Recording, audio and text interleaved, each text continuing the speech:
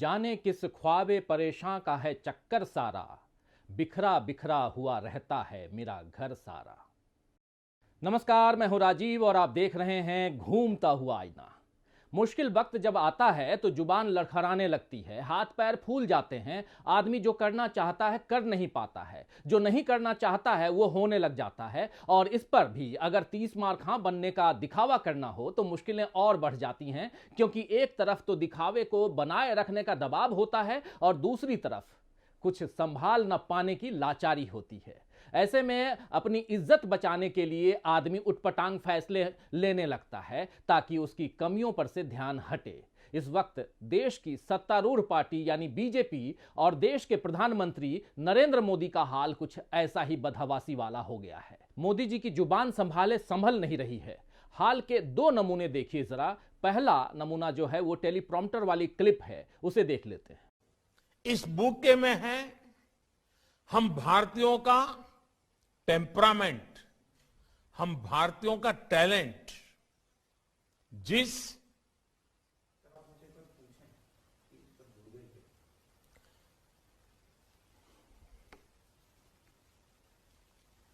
Class अब ठीक से सुना रहा है?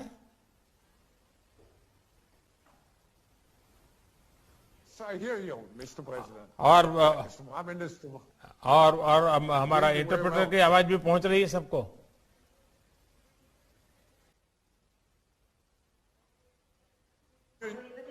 We hear you very well, and I would suggest that we start the official session now, and we will have just one short introduction.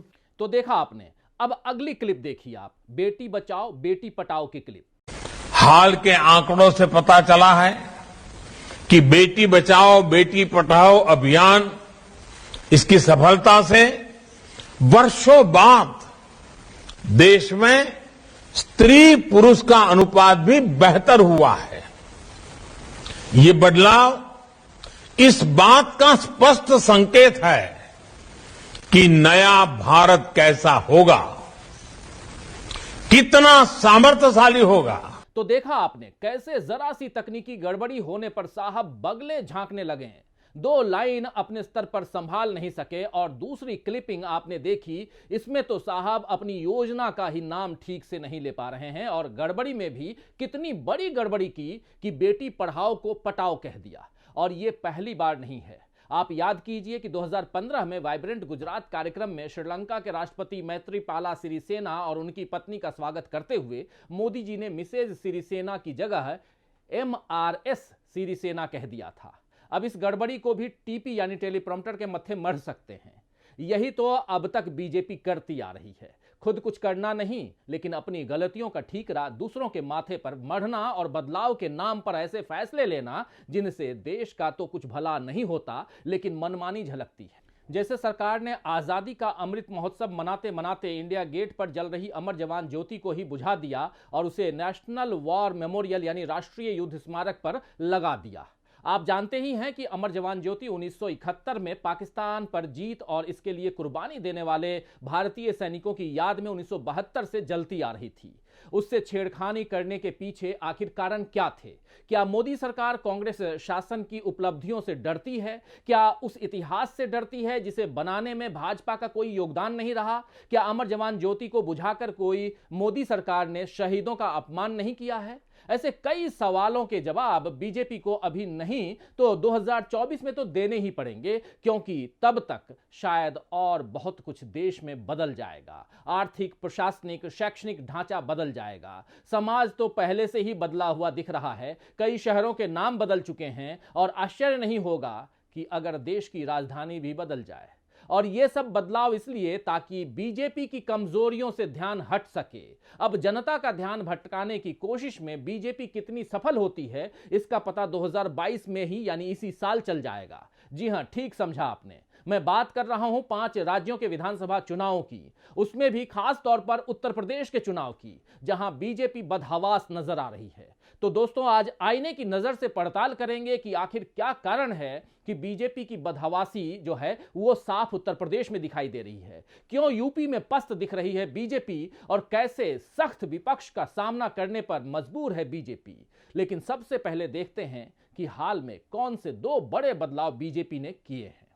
देश की राजधानी नई दिल्ली के इंडिया गेट पर पिछले 50 सालों से जल रही अमर जवान ज्योति को बुझाकर मोदी सरकार ने उसे नेशनल वार मेमोरियल पर शिफ्ट कर दिया है। अब इंडिया गेट पर नेताजी सुभाष चंद्र बोस की विशाल प्रतिमा लगेगी। इस बारे में पीएम मोदी ने खुद ट्वीट किया कि नेताजी सुभाष चंद्र बोस की 125वीं जयंती के उपलक्ष्य में इंडिया गेट पर ग्रेनाइट की बनी उनकी भव्य मूर्ति प्रतिष्ठित की जाएगी। ये प्रयास उनके लिए भारत की कृतज्ञता का एक प्रतीक होगा। मोदी जी के इस ट्वीट को पढ़कर लगता है कि बीजेपी मूर्ति की राजनीति से आगे कुछ सोच ही नहीं पाती है। नेताजी के लिए कृतज्ञता प्रकट करने का अच्छा तरीका यह होता कि सरकार भारत को हर तरह से मजबूत करने के काम करती। अमर जवान ज्योति की जगह उनकी मूर्ति लगाने में कौन सी कृतज्ञता है, ये बात तो बीजेपी ही समझा सकती है। वैसे मोदी जी को संसद भवन परिसर में लगी नेताजी की मूर्ति क्या नजर नहीं आई? क्या उन्हें भारत के लगभग हर शहर में नेताजी के नाम पर बनी सड़कें, चौराहे, स्टेडियम, संस्थान और उनकी मूर्ति नजर नहीं आई? ये सब भी तो देश की उनके प्रति कृतज्ञता ही है। वैसे कांग्रेस ने अमर जवान ज्योति बुझाने को लेकर मोदी सरकार पर सीधा हमला बोला और इसे बीजेपी की एक साजिश करार दिया। पार्टी ने एक ट्वीट कर लिखा, अमर जवान ज्योति को बुझाना उन वीरों के साहस और बलिदान का अपमान है जिन्होंने 1971 के युद्ध में पाकिस्तान के 2 टुकड़े किए थे। वीरता के इतिहास को मिटाने की भाजपाई साजिश को कोई देशभक्त बर्दाश्त नहीं करेगा। शहीदों के अपमान का मोदी सरकार का ये रवैया बहुत घृणित है।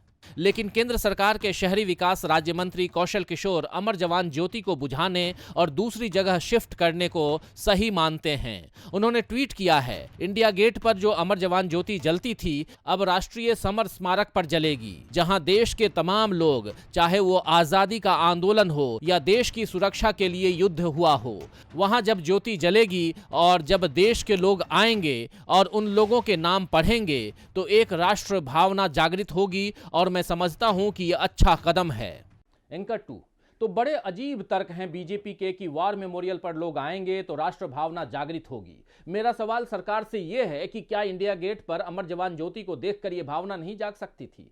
वैसे बीजेपी के इस फैसले के पीछे एक कारण तो यह हो सकता है कि अमर जवान ज्योति की स्थापना 1971 दिसंबर में, यानी दिसंबर 1971 में इंदिरा गांधी के कार्यकाल में हुई थी और 26 जनवरी 1972 को इंदिरा जी ने इसका उद्घाटन किया था, जबकि राष्ट्रीय युद्ध स्मारक का उद्घाटन प्रधानमंत्री नरेंद्र मोदी ने 25 फरवरी 2019 को किया है। तो बीजेपी कांग्रेस शासनकाल की एक और याद को मिटाना चाहती है। इतिहास में फेरबदल के बाद अब मोदी सरकार ने एक और बड़ा प्रशासनिक फेरबदल करने का फैसला किया है। आइए जरा देख लेते हैं। मोदी सरकार 31 जनवरी से शुरू होने वाले संसद के आगामी सत्र में आईएएस कैडर नियम 1954 में संशोधन कर सकती है।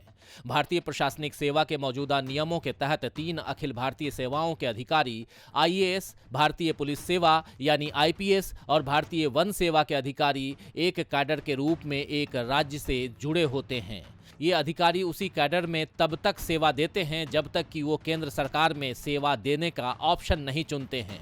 यदि वे केंद्र जाना तय करते हैं तो जिस राज्य के कैडर में वो होते हैं उस राज्य को केंद्र में पोस्टिंग के लिए विचार किए जाने से पहले उनके अनुरोध पर सहमत होना होता है। लेकिन अब केंद्र सरकार के प्रस्तावित बदलाव से अधिकारी और राज्य सरकार की सहमति के बिना ही केंद्र को आईएएस अधिकारियों को स्थानांतरित करने का अधिकार मिलेगा। ये संशोधन किसी भी आईएएस अधिकारी को केंद्रीय प्रतिनियुक्ति पर जनहित में एक निर्धारित समय सीमा के भीतर बुलाने की शक्ति देते हैं।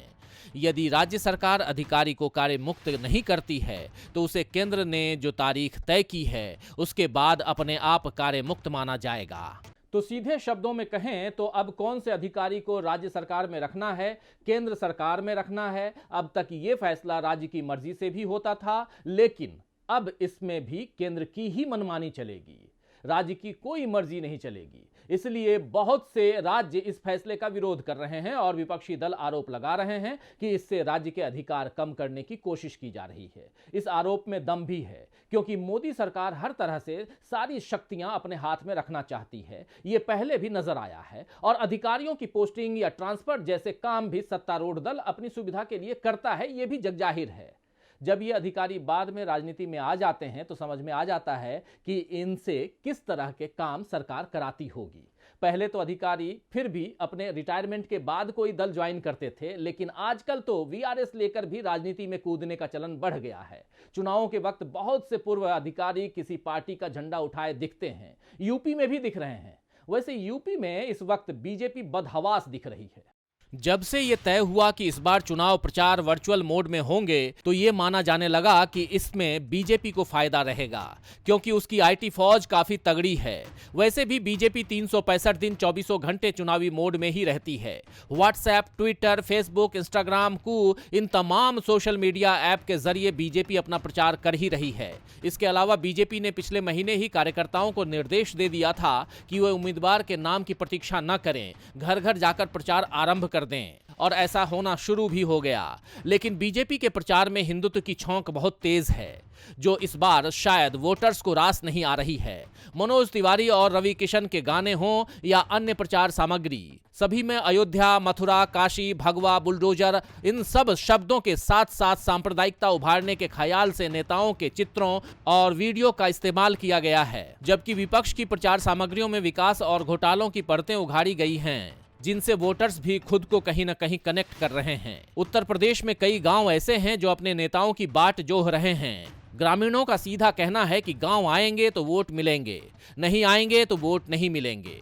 तो बीजेपी को मैदान में उतरना ही पड़ेगा, लेकिन बीजेपी को डर भी सता रहा है। अभी 3 दिन पहले ही बीजेपी विधायक विक्रम सैनी मुजफ्फरनगर के खतौली विधानसभा के मनव्वरपुर गांव में चुनाव प्रचार के लिए पहुंचे थे, जहां नाराज ग्रामीणों ने उन्हें घेर लिया और नारेबाजी की। काफी समझाने के बाद भी जब गांव वाले नहीं माने तो विधायक जी को खाली हाथ वापस लौटना पड़ा। सोचिए, जब सत्तारूढ़ दल के विधायक को प्रचार बीच में छोड़कर लौटना पड़े तो हालात कैसे हैं। वैसे क्या संयोग है कि मोदी जी पंजाब से विरोध के बीच वापस लौट आए दिल्ली।